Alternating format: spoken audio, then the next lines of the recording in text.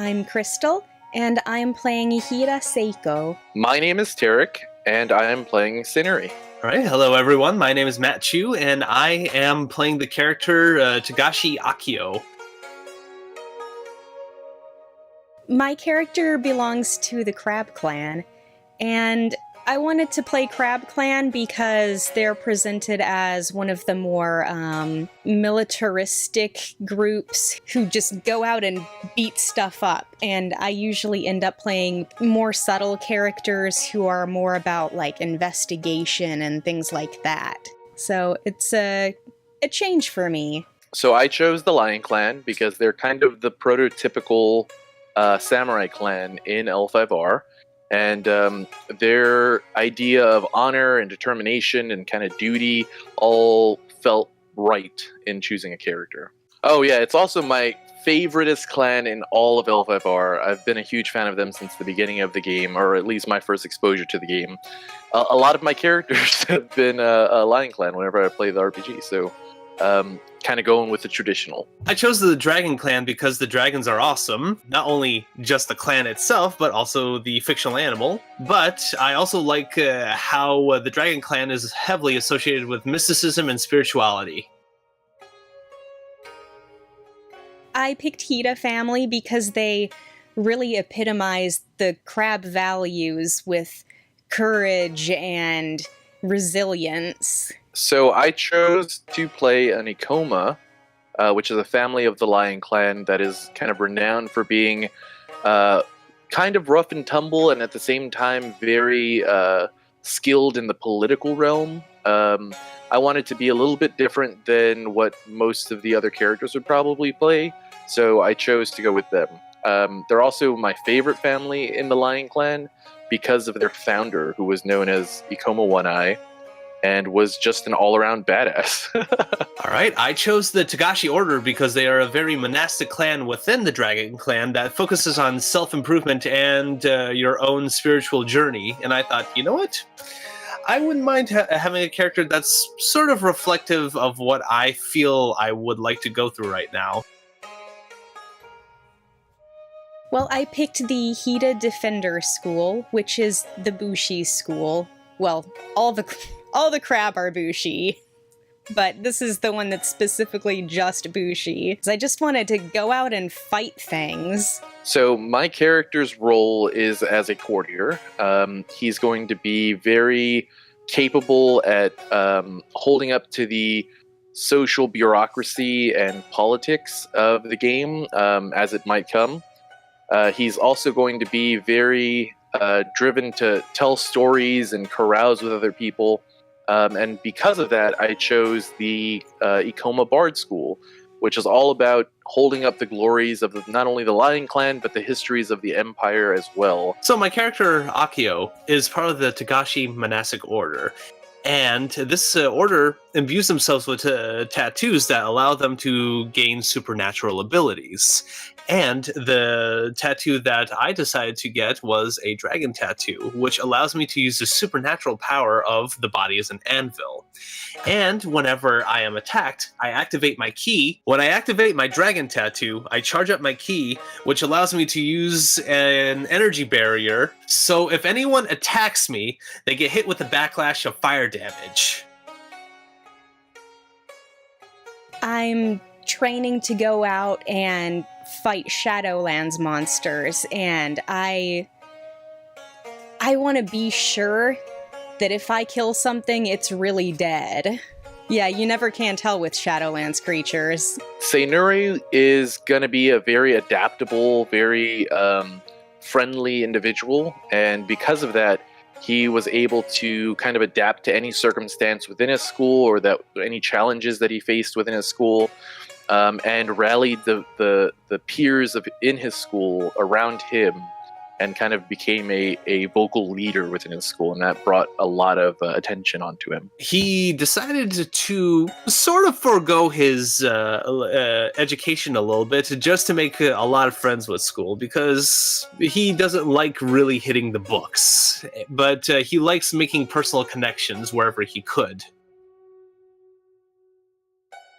My lord is my military commander, And my duty to that commander is to go out and destroy the Shadowlands creatures wherever they may dwell. As a Lion Clan samurai, he is expected to hold a position within the Lion Clan military structure, and as such, he probably serves a gunso within the Ikoma military very early on in his adulthood, considering we're playing probably like 15 or 16-year-olds, but in this world, that is considered adulthood. So, and as far as his duty, he is responsible for preserving the glory of the Lion Clan, which can encompass quite a large array of responsibilities, from retelling their histories to documenting anything that goes on within his unit and keeping up the morale and spirit of the military structure and his peers in the military. Akio serves a higher status monk, considering Akio wasn't a very studious monk. Instead, talking with friends and finding spirits out in the wilderness, his sensei decided he would be best served if Akio traveled the countryside, going from shrine to shrine, gaining the favor of the kami. My greatest dream is to become famous and well known as a great warrior. Basically, the imperial families look down on us because I had an ancestor who was a spy and learning other clans' secret techniques. No matter who or what might get in my way, I'm going to be known. Seinuri is really a dedicated individual. He strives to live up to the expectations of not only his family, but his clan, which are very, very high standards. And because of that, because he holds himself to high standards, he really expects those same standards out of everybody else around him. And so when he finds people who either aren't living up to those standards or are taking advantage of positions of power, he finds that appalling. So it's kind of his passion to go out and either humiliate or find vengeance or bring justice towards samurai who would abuse their power or their position, dishonoring themselves or others. So that can be conflicting for him because his duty is really to his lord and to the clan as a whole. And if he is put into a situation where even somebody within the clan would be abusing their power, he would find it hard to not take action against them in some way, shape, or form. So I could see a lot of potential conflict coming in from people in his clan or even people of higher status in other clans or other places in the Empire who are kind of flaunting their power or their abilities and hurting others as a result. And then he would have to really question whether he's going to take an action that may cause him some kind of dishonor or loss of face, or even cause dishonor or loss of face on his family or clan. So, as I mentioned before, Akio really likes to go out and explore the wilderness, goof off from some of his duties. Sometimes if he probably comes by a casino, maybe he might check out the place and see what he can win out of it, maybe not. Several generations back, one of my ancestors was a spy, learning other clan secret techniques. And because of that, we ran afoul of the Imperials. And ever since, we've had nothing but their disdain. And it's been very difficult for any of us to get ahead. I am going to prove that I don't need the Imperials. And I'm going to be known despite that. Seinuri is idealistic. I guess that's the best way I could put it. He sees his clan as the protectors of the Empire. He wants to protect that peace and unity in the Empire, but at the same time, his clan has a huge set of expectations and standards that he strives to look or live up to, but he may see things in slightly different ways than his clan, in that he's willing to go an extra mile that may break the social hierarchy that his clan kind of revolves around. And not only his clan, but the Empire kind of revolves around. He definitely feels that it reflects his own personal beliefs that individuality is one of the best virtues that you can that you can express to the world. I agree with my clan's ideas on Bushido. Courage is by far the most important, and courtesy can fall by the wayside at times. This is a cold, hard world, and I don't always have time for that.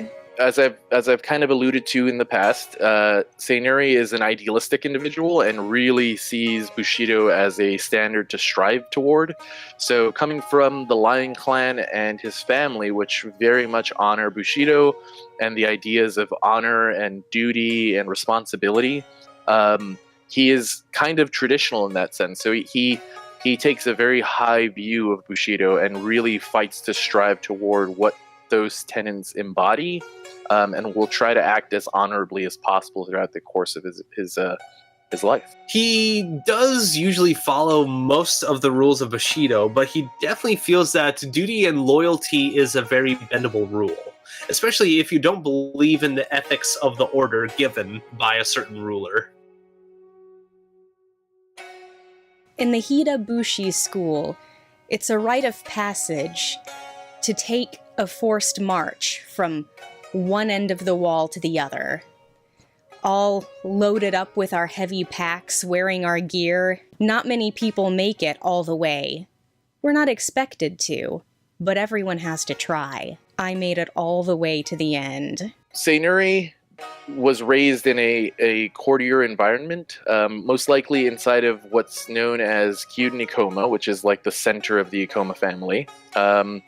And in his educational pursuits, was able to, as I said before, unify his classmates into solving problems and conflicts that may not have been seen as possible. And because of that, he's gained a lot of attention from his clan and his family due to his skill at bringing people together. And not only that, but executing on ideas that are perhaps out of the box in consideration of what other people might have thought originally of those tests. So one of the things that Akio likes to do is that he likes to talk with the common folk of any place that he visits. So he talks with the villagers, he talks with countrymen, farmers, construction workers, anyone who feels that, they're mostly ignored by the higher society. He tends to blend in with them a little more. The thing that holds me back most in life is that the Imperials hate my family. Seinuri is easily tempted by the offer of a good time. When he was growing up in his schooling, he came into contact with a lot of other different clans, oftentimes in courts, especially courts in prestigious cities. Other members of different clans will come and lobby the local lord of that area. And during one of such instance, Seinuri kind of developed a relationship with a Crane clan samurai in the courts. And that relationship, though it started out kind of innocent, started to grow into something a little bit more. And through a kind of friendly competition and, trading poetry, perhaps, it began to grow into something that was more romantic in nature. The two of them started kind of a secret affair where they were having, romantic rendezvous with each other. And one of her clansmates discovered this relationship and disclosed to Seinuri that she had previously been betrothed, and her having an affair with somebody, especially outside of her clan, while she's already betrothed, is a very big problem. Seinuri has been blackmailed by a Crane clan samurai, and that causes him quite a headache, because though he strives to live up to an almost impossible standard of honor and duty, he is held back at times by his lust for life and his desire to have fun and enjoy that life that he has. If anyone from the common folk speak to him, they would definitely say that they like his bluntness and honesty, but of course that doesn't really serve him very well whenever he's interacting with court eaters or anyone of a higher social status. So they tend to find him rather rude instead of being pleasant to be around. I would say I feel most at peace when I'm having a hot cup of tea, and if I can sit and look at the unspoiled nature around me, all the better. Sainuri is very keen on playing games and enjoying himself, and that extends into the social realm as well. So he has found a lot of joy and a lot of catharsis in having arguments, having debates, exchanging ideas, and testing his ideas against others. So he finds himself at peace in courtly situations or social situations where he's having to pit his intellect and his wits against other people. One thing that definitely makes Akio feel at peace is being surrounded by friendly animals and also interacting with kinder spirits. Probably the thing that would get in my way the most is my own hunger for glory and fame. Sainuri, as I said before, is an idealist who's trying to live up to an almost impossible standard. And because of that, he has a real fear of failing. He wants to surpass or subvert other people's expectations. That drive comes with a lot of risk to fail, right? If you're trying to outmatch or outthink or perform other people, you have a huge risk of not living up to that potential, and that really concerns Sainuri at a core level. One of the things that Akio problems with is usually courtiers. He's very intolerant towards them. During a visit to a lord's household, he witnessed an unfair trial against a group of laborers that he was familiar with. And unfortunately, they met a bit of misfortune on a building project that wound up taking a little too long, and it displeased the courtiers involved with the project. Unfortunately, the builders didn't get off very lightly, so when Akio witnessed that, it kind of wound up giving him a very tight bias against courtiers. I would say the person I've learned the most from was my friend and rival in our Bushi school. We were always pushing each other to excel, to be the best at fighting, at running, endurance. Who could hit the target closest to the bullseye the most times? Normally, I would think people would say maybe a family member or a teacher or a peer. For Sainuri, he learned the most from his own ancestors, his own history, and the teachings of Ikoma, the man who founded the clan, the family that he's a part of. So he learned a lot from taking the scrolls and teachings that Ikoma wrote and internalized them, and as a result has studied very, very, very voraciously the teachings of Ikoma One-Eye. Whenever Akio would leave the monastery to go out in his explorations, he would usually observe a dog spirit guiding travelers and passerbys, showing a little bit of kindness and helping any lost child find their parents again if they tend to find themselves lost on the trails. And he would usually interact with that guide spirit and figure out that kindness is a universally sought-after trait. Probably the thing that people notice first is that I have a tendency to hum to myself. It's like I've always got a song stuck in my head. Sainuri is quite traditional and holds himself to a high standard. He has the appearance of somebody who may not be so traditional. He, instead of wearing a rigid top knot, he has his hair kind of loose, like long and loose and flowing. Wears a black headband around his head as a way to keep his hair out of his eyes, kind of a utilitarian sense. He also talks with his hands and makes big flowing gestures whenever he's speaking to other people. He acts larger than life, especially when he's representing other people or telling a story. And he also carries around an eye patch that he uses often. He doesn't actually need it. He has both of his eyes, and both of his eyes work very well. To keep others on their toes, he will use the eye patch to almost insinuate a weakness, so that other people might grasp onto that. Well, a lot of people tend to see that whenever Akio is not conversing with anyone or is in a large social gathering, he tends to fidget a lot with an iron coin. And the iron coin really has no monetary value, and Akio found that iron coin at one point, and he tried to give it back to some of the people he thought dropped it, but no one was taking it. So he thought, you know what? Since no one really wants it, I'll take it for myself.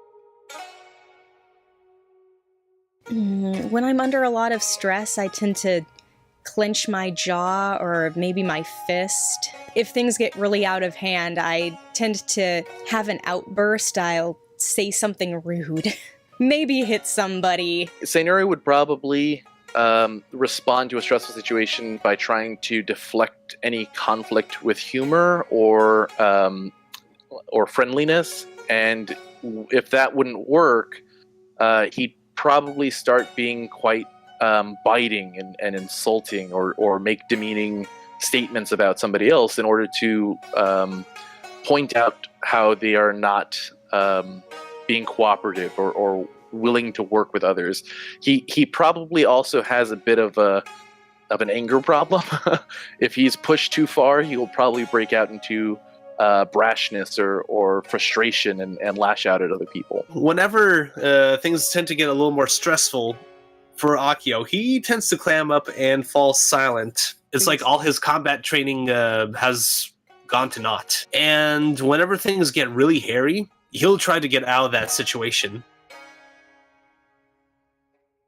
You know, I've interacted with a lot of people from all different families and clans. I don't really have any particular dislike for people based on family or a clan or their position. I think all of this war between the clans is a foolish waste of time and resources, especially when the real enemy is out in the Shadowlands. Sainuri has experienced some conflict with different clans as a member of the courts of the Lion Clan, and not only that, but a member of the military. It's very likely that he's been engulfed in different types of conflict, both in the courts and on the battlefield. That exposure to conflict, he's probably met different clan members from the Crane Clan or Unicorn Clan or the Scorpion Clan, clans that kind of neighbor his own clan in the geography of Rokugan.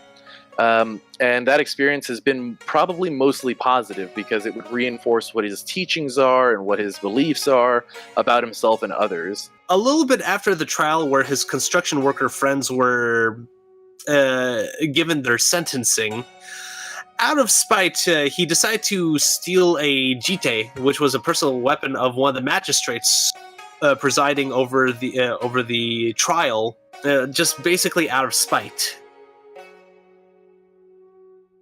I was kind of a wild child compared to what's acceptable to most families. My parents took it in stride. We have a great relationship. Lion Clan, their family units are kind of strange. Every Lion Clan samurai is held to the standard of providing for their duties and their responsibilities before their own personal feelings or their own personal needs and wants. So it's very likely that Sainuri grew up not really having a strong relationship with his direct parents, right? And instead would have been raised by, a G samurai or a lower status samurai, or perhaps a servant in the household. And as a result, he'd probably be a lot more accustomed to dealing with people who are below him or that he would feel some kind of responsibility for. I'd say that they'd be quite hopeful and proud of Sainuri as he kind of navigates the waters of Rokugani life and the life of a samurai, what he'd be expected to do once he graduates. Akio's parents would definitely describe him as very aloof and curious, never taking his duties and studies very seriously. Spent most of his time in school trying to make friends with fellow students and even teachers, just to basically talk about the niceties of life, while also witness some of his fellow students get into scuffles. And he would kind of step in, essentially counseling their differences with a very large degree of success. So he's a very good negotiator with people that he's familiar with, but when it comes to strangers, he's like very quiet and awkward. I was actually named for the ancestor who was stealing secret techniques. It may have earned our family the ire of the Imperials, but we're really proud of what she did for us. My character is named to honor a distant ancestor who was a famous military commander, intellectual individual, and somebody who was kind of brilliant at strategy and tactical thinking. Akio was named to honor a distant ancestor who was one of Togashi's first students. That ancestor also inherited concealable sacred tattoo needles made from jade, also filled with dragon's blood, that actually allow the owner to needle new tattoos that imbue the user with mystical power. I haven't chosen a personal name yet, but I'm off to my Genpuku ceremony to earn my name. My character is obviously named Seinuri now, but every samurai, before they graduate from school, has a name that their family gave them. So Seinuri is the name that his parents bestowed upon him after he was born. So once he graduates from school, he looks to earn a name that is meaningful not only to his family, but to himself personally. Akio is on his way to a Genpuku ceremony, so that way he can actually give himself his own chosen name that he will go by for the rest of his life. If I could choose how I die, I would want to be a strong old woman, still fighting the good fight against the Shadowlands. I want to go down gloriously. My character should die as a glorious and successful general on the battlefield, or perhaps as an old man still fighting for his clan's ideals and working to better not only the position of his clan and his family, but leaving the empire in a better state than he found it when he was alive. If Akio were to die, he wouldn't want to die a slow death with an object stabbing through him while his organs would fail him. He would probably want to die in the quickest way possible by winding up in a grand explosion against the enemies, bringing everlasting peace between warring clans.